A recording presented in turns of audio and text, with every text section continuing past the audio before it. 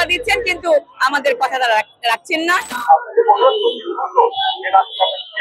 কর্মসূচিতে আমরা রয়ে যাবো, কারণ আপনারা জানেন আমাদের প্রতিবাদ্য বিষয় ডু অর ডাই। সকল সচল এমপিভুক্ত প্রতিষ্ঠানকে এমপিভুক্ত করা, এটাই আমাদের একটাই। আমাদের এইবারও আশ্বাস দিয়েছে, কিন্তু আমরা আশ্বাসে আর বিশ্বাস দিতে পারছি না। যেহেতু আপনারা আমাদের সম্মানিত, আপনাদের বিবেকের চেয়ে বড় কিছু আমরা প্রত্যাশা করি না।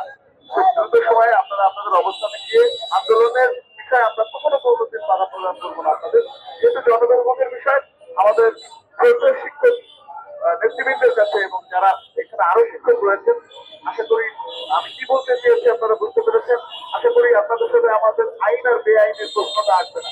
দীর্ঘ সময় আপনারা বন্ধ করে রাখলে জনদুর্ভোগ লাঘবের প্রয়োজনে আমাদের আপনাদের সাথে হয়তো কত কথা বলা লাগছে, সেটাও চাই না। আশা করি শিক্ষকরা আমাদের সম্মানিত করবেন, খুব দ্রুত আপনাদের ঠিক করে দেবেন। ধন্যবাদ।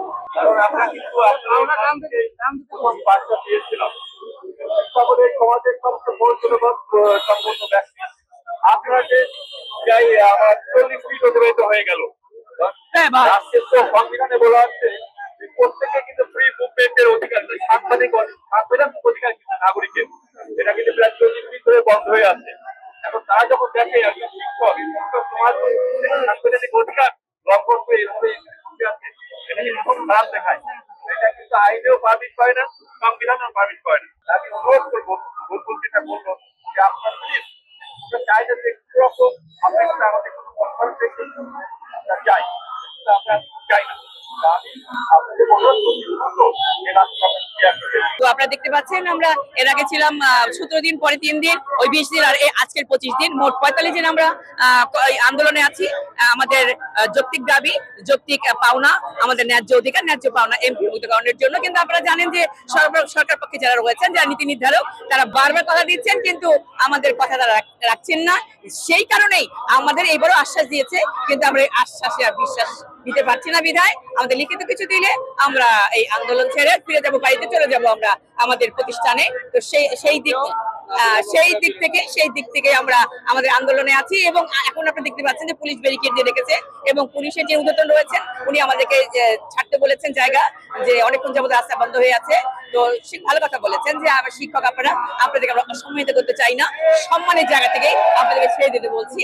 তো সেই দিক থেকে বোধহয় আমরা ছেড়ে দেবো, কিন্তু লিখিত পাওনা না, লিখিত মানে দাবি পূরণে লিখিত কিছু না পেলে পরে আমরা অবস্থান কর্মসূচিতে, লাগাতার কর্মসূচিতে রয়ে যাবো। এবং এরপরে তাহলে আমরা আরো কঠিন থেকে কঠিনতর কর্মসূচিতে আমরা রয়ে যাবো, কারণ আপনারা জানেন আমাদের প্রতিবাদ্য বিষয় ডু অর ডাই। ঠিক আছে, তো এইটাই হলো মানে শেষ কথা আমাদের। তো আপনারা আমাদের সাথে আছেন, আমাদের কথা শুনছেন, আমাদেরকে প্রচার করছেন, এবং আমি জানি আমি এই শীতের প্রতি, এই সাংবাদিকদের প্রতি আমি দারুণ ভাবে মানে সম্মানিত বোধ করি, তাদের সম্মানিত করছি। এবং তারা আছে বিধায় আমাদের অনেক যোগ্য দাবি, যোগ্য পাওনা, যেটা নিভৃতে কাঁধে, সেই কান্নাগুলিকে আপনারা সুন্দর অবস্থায় নিয়ে আসেন আপনাদের প্রচারের মাধ্যমে। তো আপনারা আমাদের সাথে আছেন, আপনাদেরকে অসংখ্য ধন্যবাদ। মূল দাবি আমাদের একটাই, এক দফা এক দাবি আমাদের, নন বাদ দিয়ে সকল সচল এমপিভুক্ত প্রতিষ্ঠানকে এমপিভুক্ত করা, এটাই আমাদের একটাই। আকাশের নিচে আছি, আমরা মনোবৃতভাবে জীবন যাপন করছি। আপনারা দেখেছেন ওখানে আমাদের টিচাররা সবাই রাত্রি যাপন করে, এবং আমরা অনাহারে এখানে ওইভাবে করে আছি।